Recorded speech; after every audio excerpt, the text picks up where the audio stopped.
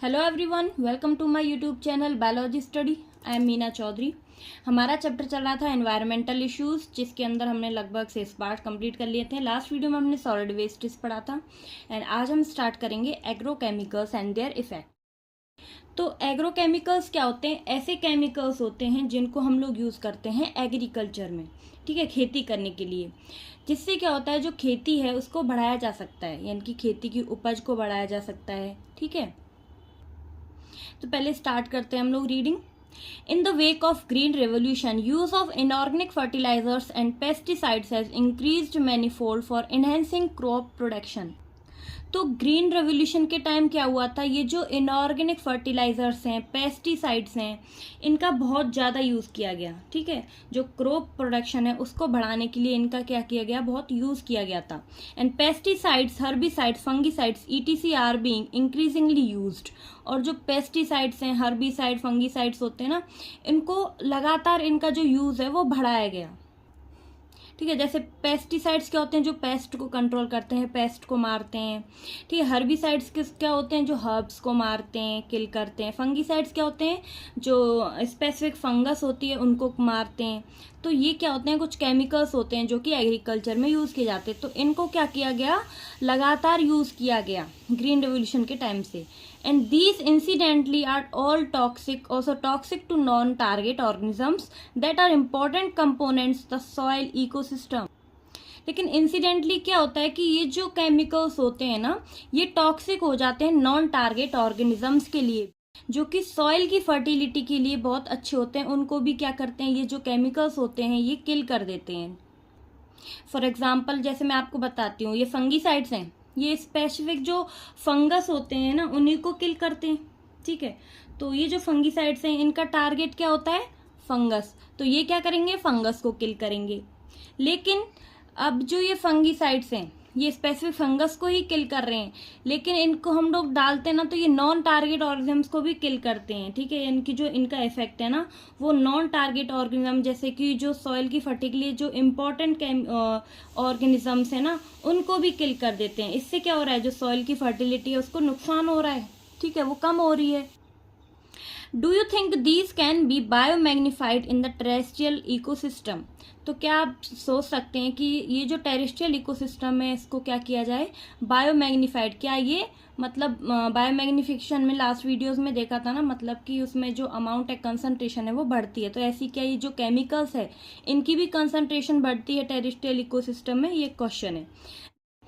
We know what the addition of increasing amount of chemical fertilizers, और क्या होगा अगर ये जो अमाउंट है केमिकल फर्टिलाइजर्स का, इनको हम लोग क्या करते हैं, एक्वेटिक इकोसिस्टम में इनको डालते हैं। तो इससे क्या होता है, क्या जो यूट्रोफिकेशन है उस पर कोई इफेक्ट पड़ता है। The current problem in agriculture are therefore extremely grave. तो जो एक करंट प्रॉब्लम है एग्रीकल्चर की, यानी कि जो आजकल एग्रीकल्चर में हम लोग प्रॉब्लम्स देख रहे हैं ना, वो क्या है, आजकल बहुत नुकसानदायक है, ठीक है। बहुत ग्रेव क्या होता है, नुकसानदायक। और ये ऐसा क्यों है, क्योंकि हम लोग क्या कर रहे हैं आजकल, खेती करने के लिए, हमारी खेती को बढ़ाने के लिए हम बहुत सारे जो केमिकल्स हैं उनका यूज़ कर रहे हैं डेली, ठीक है। तो अब हम पढ़ेंगे case study of organic farming, ठीक है। तो ऑर्गेनिक फार्मिंग क्या होती है, ऐसी फार्मिंग होती है जिसमें हम लोग केमिकल्स का यूज़ नहीं करते फार्मिंग के लिए, नेचुरल जो फर्टिलाइजर्स हैं उनका यूज़ करके हम फार्मिंग करते हैं, ठीक है। उसको हम लोग बोलते हैं ऑर्गेनिक फार्मिंग। जो एंड जिससे सॉइल की फर्टिलिटी पर भी कोई इफेक्ट नहीं पड़ता है, ठीक है, वो भी इंक्रीज होती है। क्योंकि हम क्या करते हैं इसमें, ऑर्गेनिक जो लिविंग ऑर्गेनिजम्स हैं जैसे कि अर्थवॉर्म हो गए, इन सब का यूज़ करके हम लोग फार्मिंग करते हैं। तो इससे क्या होता है, हमारी जो सॉइल की फर्टिलिटी है वो ख़राब नहीं होती है, ठीक है। तो स्टार्ट करते हैं। Integrated organic farming is a cyclical zero waste procedure where waste products from one process are cycled is as nutrients for other processes. तो इंटीग्रेटेड ऑर्गेनिक फार्मिंग कैसी होती है, साइक्लिकल, ठीक है। साइक्लिकल मतलब एक साइकिल में चलती है, जैसे कि एक प्रोसेस ये हो गई, दूसरी प्रोसेस ये हो गई, थर्ड प्रोसेस ये हो गई। तो इस प्रोसेस में क्या होता है, जैसे कि ये जो साइक्लिक प्रोसेस, इसमें कोई वेस्ट नहीं बनता है, ठीक है। इसमें क्या होगा, जो इसका वेस्ट होगा वो इस प्रोसेस में यूज़ हो जाएगा, इसका जो वेस्ट होगा वो इस प्रोसेस में यूज़ हो जाएगा, एंड इसका जो वेस्ट होगा वो इस प्रोसेस में यूज़ हो जाएगा।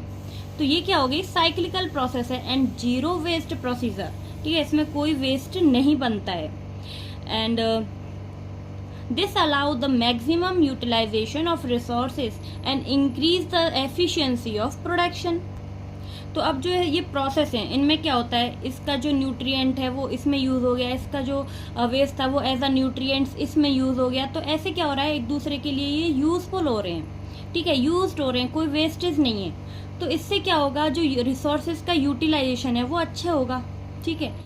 जैसे हम कोई भी रिसोर्स का यूज कर रहे हैं ना, उसको हम लोग अच्छे से यूटिलाइज कर सकते हैं, ठीक है। And increase efficiency of production, इससे जो प्रोडक्ट है उसकी भी एफिशिएंसी अच्छे से होगी, यानी कि बहुत एफिशिएंट प्रोडक्ट बनेगा जिसमें कोई भी नुकसानदायक चीज नहीं बनेगी। यानी कि क्या होता है, एक वेस्ट क्या हो रहा है, इसमें दूसरी प्रोसेस में यूज हो रहा है, तो कुछ भी क्या है यहाँ पे खराब नहीं जा रहा है, ठीक है। तो जो प्रोडक्ट बनेगा वो बहुत एफिशिएंट बनेगा। Ramesh Chandra Dagur, a farmer in Sonipat Haryana, is doing just this.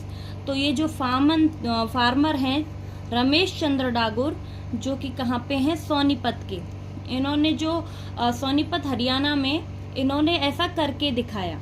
He include bee keeping, dairy management, water harvesting, composting and agriculture in a chain of processes. इन्होंने क्या क्या किया, बहुत सी प्रोसेस एक साथ की, जिससे क्या हो रहा था कि एक प्रोसेस का जो वेस्ट है वो दूसरी प्रोसेस है उसके लिए एज अ न्यूट्रिएंट काम कर रहा था।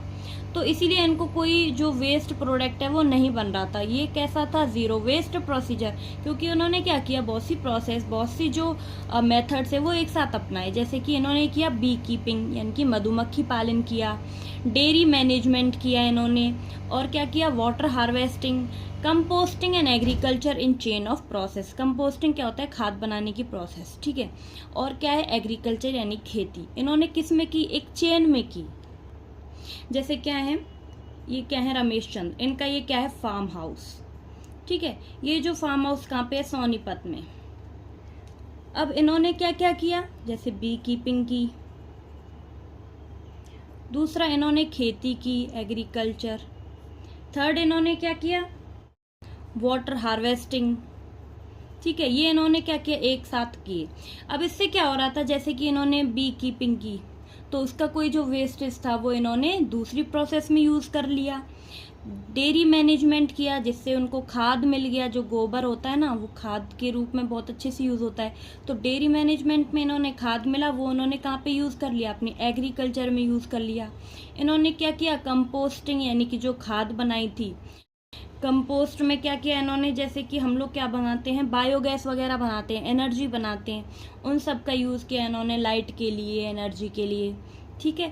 तो इन्होंने ये सारी जो प्रोसेस थी वो एक चेन में की, जिससे क्या हो रहा था, एक जो प्रोसेस है उसका वेस्ट दूसरी प्रोसेस में यूज हो रहा था एज अ न्यूट्रिएंट, दूसरी प्रोसेस का जो वेस्ट था वो तीसरी में। तो ऐसे इन्होंने क्या किया, एक प्रोसेस में इन्होंने ऑर्गेनिक फार्मिंग की, ठीक है। And there is no need to use chemical fertilisers for crop and cattle excreta are used as manure. तो यहाँ पे इनको क्या है, जो केमिकल फर्टिलाइजर्स था उनका कोई यूज नहीं करना पड़ा इनको क्रॉप्स में, क्योंकि इनके पास क्या थे, कैटल्स थी, जिसका जो एक्सट्रेटा था, यानी कि जो डंग होता है, गोबर होता है, उसको उन्होंने एज अ मैन्योर यूज किया, ठीक है, खाद की फॉर्म में। Crop wastage is use to create compost which can be used as a natural fertiliser. इन्होंने जो क्रॉप वेस्ट होता है, जो इन्होंने खेती की, उसमें से जो वेस्टेज निकला, उन्होंने इससे क्या बनाया है, कंपोस्ट बनाया, ठीक है, जिसमें क्या होता है, जिसको हम लोग नेचुरल फर्टिलाइजर यूज कर सकते हैं, और क्या कर सकते हैं, इनसे कुछ नेचुरल गैसेस भी बना सकते हैं। And for satisfying the energy need to the farm, जिससे क्या हो रहा है, जो एनर्जी की जरूरत पड़ती है, जो लाइट वगैरह की यूज पड़ रही है फार्म में, वो उसके लिए यूजफुल है। Enthusiastic about spreading information and help on the practice of integrated organic farming। और इससे इन्होंने क्या किया, जो ये रमेश चंद्र डागुर थे ना, इन्होंने क्या किया, बहुत से जो फार्मर्स थे उनकी हेल्प की। ये जो टैक्टिस थी, ये जो प्रैक्टिस थी, इनको बताकर इन्होंने और भी जो फार्मर्स थे उनको ये सिखाया इंटीग्रेटेड ऑर्गेनिक फार्मिंग कैसे की जाती है। Dagur has created the Haryana किसान वेलफेयर क्लब। ये जो डागुर थे, रामचंद्र डागुर, इन्होंने क्या किया, एक हरियाणा किसान वेलफेयर क्लब बनाया। With a current membership of 5000 farmers, जिसमें क्या है अभी 5000 जो फार्मर्स हैं वो इस क्लब से जुड़े हुए हैं। ठीक है, तो इन्होंने क्या किया, इनको ऑर्गेनिक फार्मिंग सिखाई। ऑर्गेनिक फार्मिंग से क्या क्या फ़ायदे होते हैं कि जो इसमें क्या है कि केमिकल्स का यूज़ नहीं करना पड़ता खेती के लिए।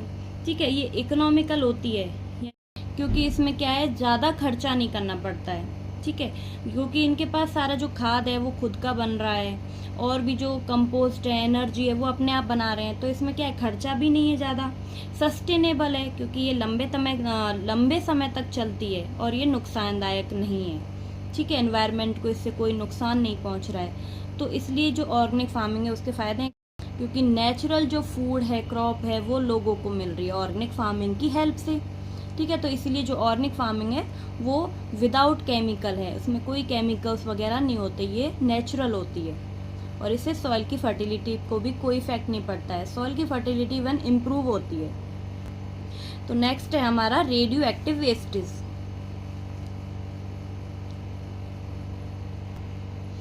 तो रेडियो एक्टिव वेस्टेज वो होते हैं जिनसे कुछ रेडिएशंस निकलती हैं। ठीक है, initially nuclear energy was held as a non polluting way for generating electricity.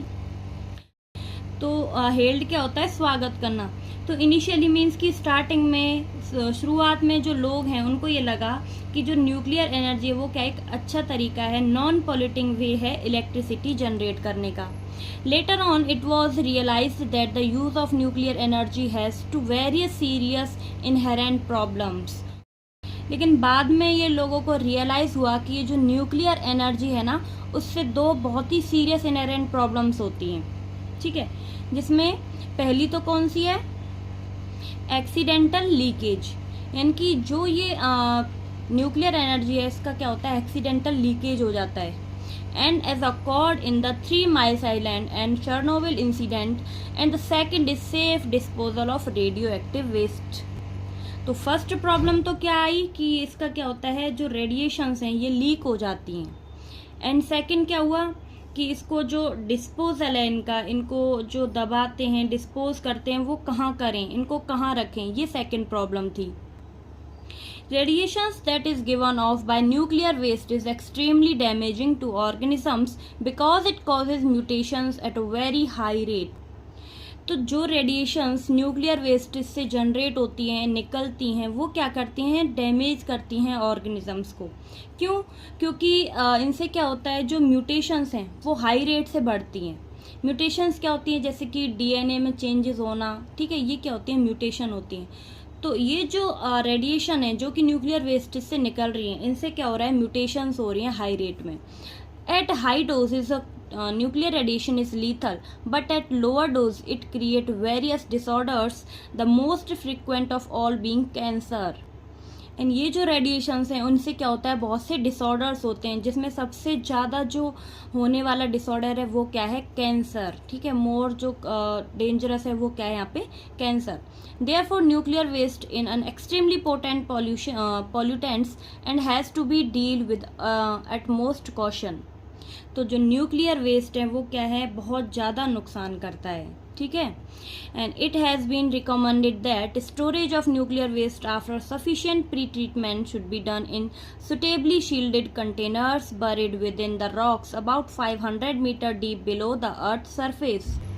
तो फिर ये रिकमेंड करते हैं, इनका एक ही सॉल्यूशन है कि ये जो न्यूक्लियर रेडिएशंस हैं, जो न्यूक्लियर वेस्टेज हैं, इनको कहाँ पे डिस्पोज करना है, नीचे, यानी कि ज़मीन से लगभग 500 मीटर डीप इनको क्या करना है, दबाना है, अच्छे से कंटेनर वगैरह में इनको पैक कर देना है, जिससे इसका कोई लीकेज वगैरह ना हो। अच्छे से इनको कंटेनर्स में पैक करके फिर इनको 500 मीटर डीप में इनको दबा देना है। ठीक है, however this method of disposal is meeting stiff opposition from the public.